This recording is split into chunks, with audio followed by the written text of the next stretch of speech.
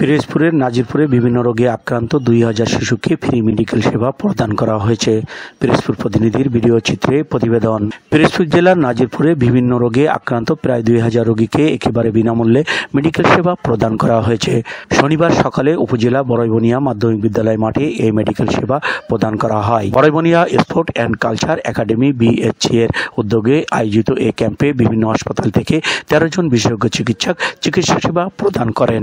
এই মেডিকেল ক্যাম্পের মাধ্যমে হৃদরোগ, দন্তরোগ, গ্যাস্ট্রোলিভার, গাইনি, শিশু, ডায়াবেটিস, কিডনি, চর্ম ব্যথা ও অর্থোপেডিক্স রোগের চিকিৎসা সেবা প্রদান করা হয়। এছাড়া রোগীদের বিনামূল্যে প্যাথোলজিক্যাল পরীক্ষা করা হয়। সকাল 11টায় বিনামূল্যে এই চিকিৎসা সেবা শুরু করে বিকাল 5টা পর্যন্ত চলে। বিএচসি এর উদ্যোগে গত বছর থেকে বিনামূল্যে চিকিৎসা সেবা প্রদান করা হয়েছে। বিনামূল্যে চিকিৎসা সেবা প্রদান অনুষ্ঠানে অন্যদের মধ্যে উপস্থিত ছিলেন বিএচসি এর সভাপতি শেখ সুজাত, সাধারণ সম্পাদক সুমন মুন্সি, সাংগঠনিক সম্পাদক আবিদ হাসান, দপ্তর সম্পাদক ইঞ্জিনিয়ার আজগার হোসেন, প্রচার সম্পাদক মোহাম্মদ রফজান শেখ ও ক্রিয়া সম্পাদক মোহাম্মদ বাবুল হোসেন সহ সংগঠনের অন্যান্য নেতৃবৃন্দ।